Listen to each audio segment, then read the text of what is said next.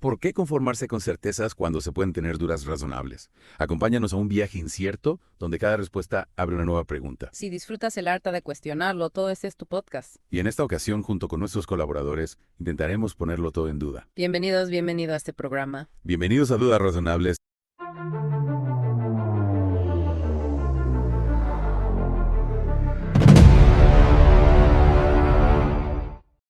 ¿Te has parado a pensar alguna vez si podrías detectar a un mentiroso con solo mirarlo? Es una idea que no deja de fascinarme. Las películas y las series, ya sabes, como El Mentalista o Ocean's Eleven, nos presentan personajes con una habilidad casi sobrenatural para detectar el engaño. Sí, es cierto. La imagen del detector de mentiras humano se ha popularizado mucho, en parte gracias a la ficción. Totalmente. Y he puesto a que tú también te lo has planteado alguna vez. Ya sea en tus relaciones personales, en el trabajo o simplemente por pura curiosidad. ¿Quién no se ha preguntado si es posible descifrar las mentiras a través del lenguaje corporal? Es una pregunta que ha intrigado a la humanidad durante siglos. Pues precisamente hoy nos adentramos para descubrir qué hay de cierto en todo esto. Vamos a analizar la ciencia detrás de la detección de mentiras y a desmontar los mitos que la rodean. Prepárate para descubrir que la realidad es mucho más compleja de lo que nos pintan las películas. Empecemos por lo fundamental. ¿Es realmente posible detectar a un mentiroso solo por su lenguaje corporal? En pocas palabras, no.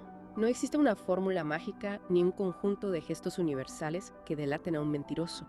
De hecho, la idea de que existen tics infalibles es un mito que se ha perpetuado a lo largo de la historia. Caramba. Entonces, ¿de dónde viene esta creencia tan arraigada? Tiene raíces antiguas, desde las pruebas medievales donde se buscaban reacciones físicas al jurar en falso, hasta la influencia de psicólogos como Paul Ekman en el siglo XX, que popularizó la idea de las microexpresiones. Sin embargo, incluso Ekman advertía que no eran un detector de mentiras infalible. Claro, las películas y las series han contribuido a crear esa imagen de personas capaces de leer la mente a través de los gestos. Exacto. El Mentalista, por ejemplo, es un ejemplo perfecto de cómo se exagera esta capacidad. Es entretenimiento, no ciencia. Entonces, ¿qué hay de cierto en esas señales que solemos asociar con la mentira?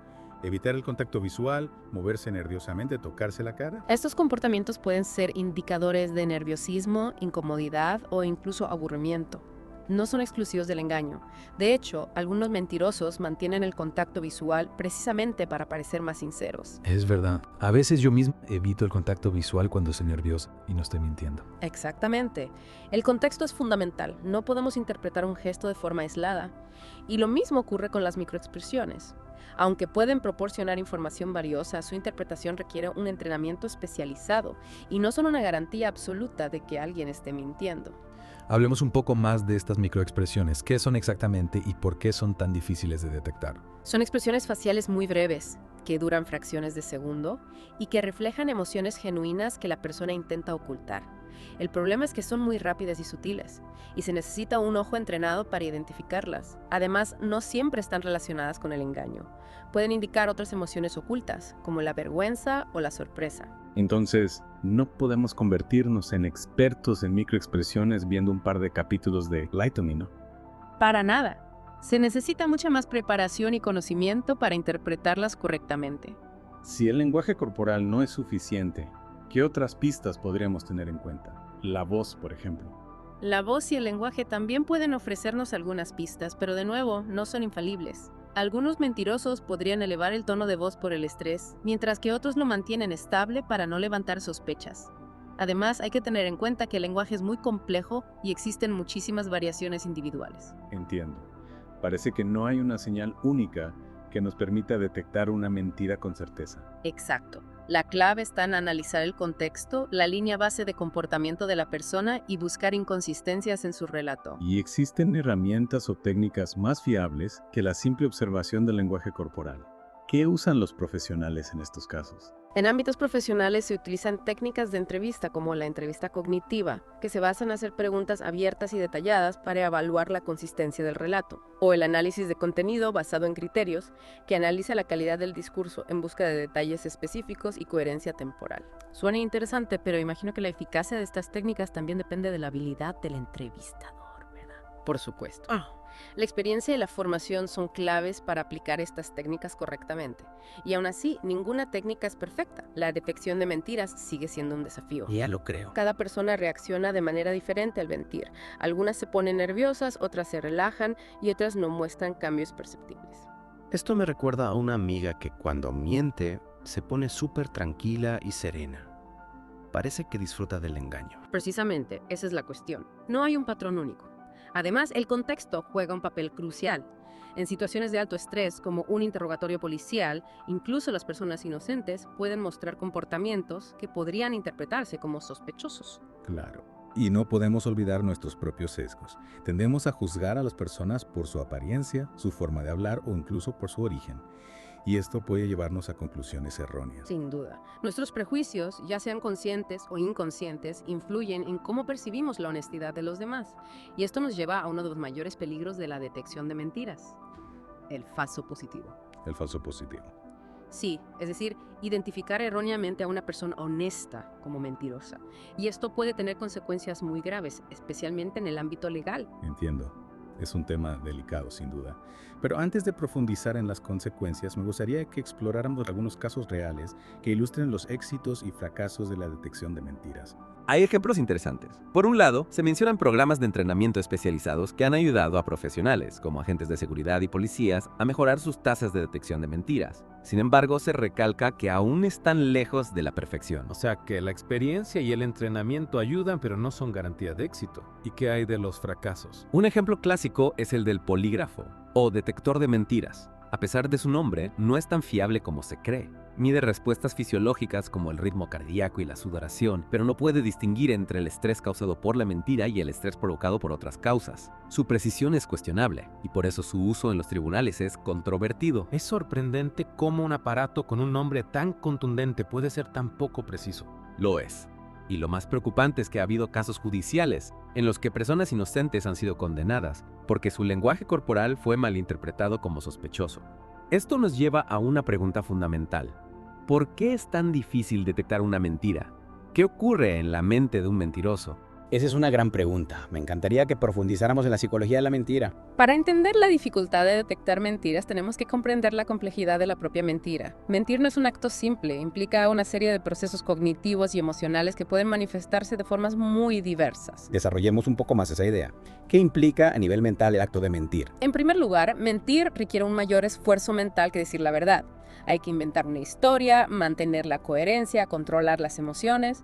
Todo eso supone una carga cognitiva importante. Es como si el cerebro tuviera que hacer malabares para mantener la mentira a flote. Ya veo.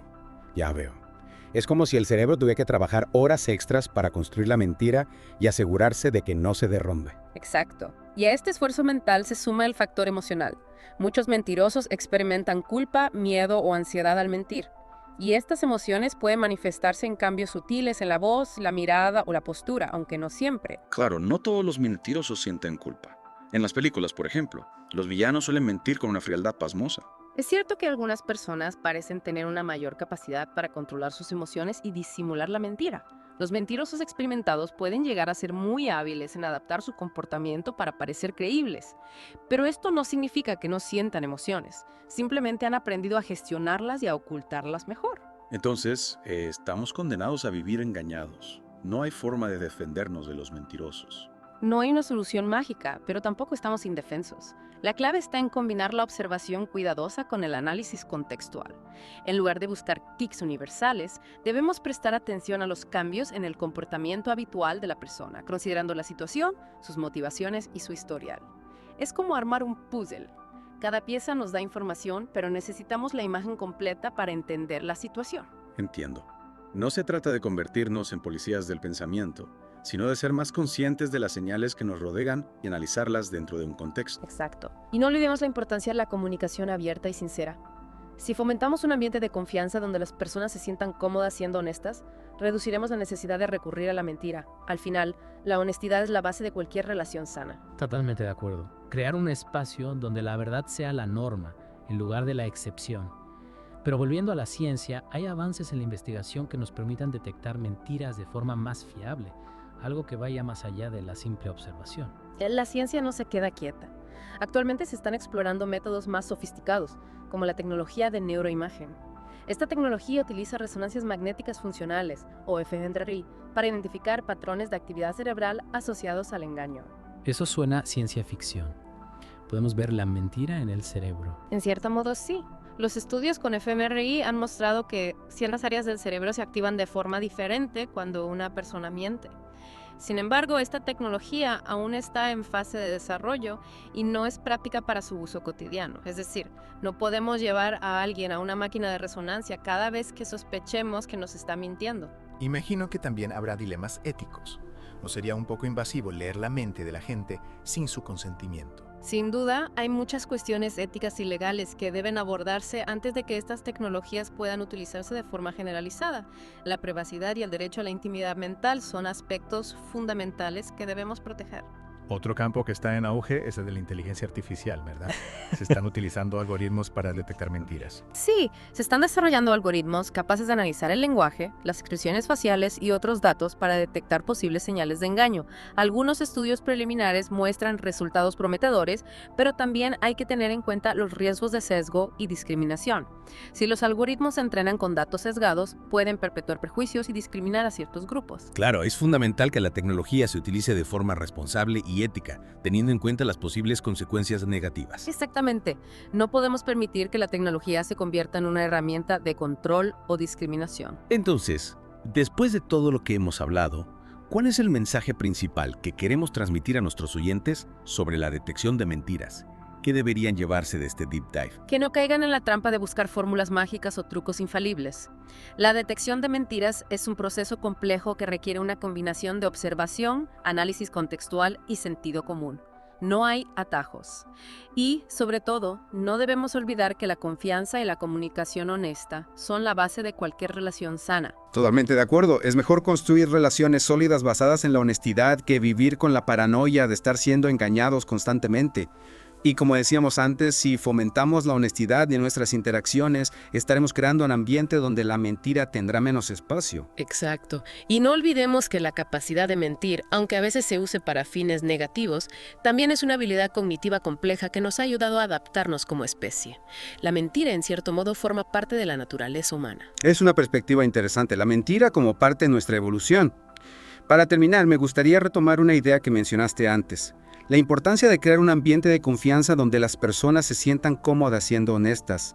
¿Qué estrategias podemos poner en práctica para fomentar esa honestidad en nuestras interacciones? Esa es la pregunta del millón. Y precisamente es algo que te invitamos a reflexionar a ti, querido oyente. Si la detección de mentiras no es una ciencia exacta, ¿qué podemos hacer para construir relaciones basadas en la confianza y la verdad? ¿Cómo podemos crear un entorno donde la honestidad sea la mejor política? Me encanta esa pregunta. Te deja pensando, ¿verdad? Pues bien, amigos, nos dejamos con esa reflexión. Esperamos que este deep dive les haya ayudado a desmitificar la detección de mentiras y a comprender la complejidad de este fascinante fenómeno. Una pregunta que invita a la reflexión y a la acción. Totalmente. ¿Y por dónde podríamos empezar? Un buen punto de partida sería ser conscientes de nuestras propias acciones y cómo éstas influyen en los demás. Si nosotros mismos somos honestos y transparentes en nuestras relaciones, creamos un ambiente propicio para que los demás también lo sean. Predicar con el ejemplo, ¿no? Si queremos que nos traten con honestidad, debemos ser honestos nosotros primero. Exactamente. También es importante fomentar una comunicación abierta y sincera. Escuchar activamente, mostrar empatía y validar las emociones del otro, incluso cuando no estemos de acuerdo con su punto de vista. Se trata de crear un espacio seguro donde la gente se sienta cómoda expresando sus ideas y sentimientos sin miedo a ser juzgados. Eso me recuerda a algo que leí hace poco. Decía que la confianza no se construye con grandes gestos, sino con pequeñas acciones cotidianas. Ser puntuales, cumplir nuestras promesas, estar presentes en las conversaciones, son detalles que marcan la diferencia. Totalmente de acuerdo. Y a veces la honestidad también implica decir las cosas que no son fáciles de decir. Expresar nuestra opinión con respeto, poner límites cuando es necesario o incluso confrontar a alguien cuando su comportamiento nos afecta. Es cierto. A veces evitamos la confrontación por miedo a dañar la relación, pero a la larga la falta de honestidad puede generar más daño que la propia confrontación. Exacto. Y en el caso de que detectemos una mentira, en lugar de acusar directamente, podemos intentar comprender las razones detrás de esa mentira. A veces las personas mienten por miedo, inseguridad o para protegerse a sí mismas o a otros. Comprender el porqué de la mentira nos puede ayudar a abordar la situación de una forma más constructiva. Claro, no se trata de justificar la mentira, sino de entender el contexto y las motivaciones de la persona. y a partir de ahí buscar una solución que beneficie a ambas partes. Precisamente. Al final, se trata de construir relaciones basadas en la confianza, el respeto y la comunicación sincera. No es una tarea fácil, requiere esfuerzo y compromiso por parte de todos. Pero los beneficios de vivir en un entorno donde la honestidad prevalece son inmensos. Totalmente de acuerdo. La honestidad es la base de cualquier relación sana y duradera, ya sea con nuestra pareja, con nuestra familia, con nuestros amigos o con nuestros compañeros de trabajo. Bueno, creo que hemos cubierto muchísima información en este Deep Dive. Hemos desmitificado la idea del detector de mentiras humano, explorado la complejidad de la mentira y analizado las diferentes estrategias para fomentar la honestidad en nuestras relaciones. Ha sido un viaje fascinante por el mundo del engaño y la verdad. Espero que nuestros oyentes hayan disfrutado de la experiencia y que se lleven algunas herramientas para construir relaciones más honestas y auténticas. Y que recuerden que, aunque no podamos leer la mente de los demás, sí podemos cultivar la nuestra para ser más perceptivos, más empáticos y más honestos con nosotros mismos y con quienes nos rodean. Nos despedimos con esa reflexión. Gracias por acompañarnos en este viaje.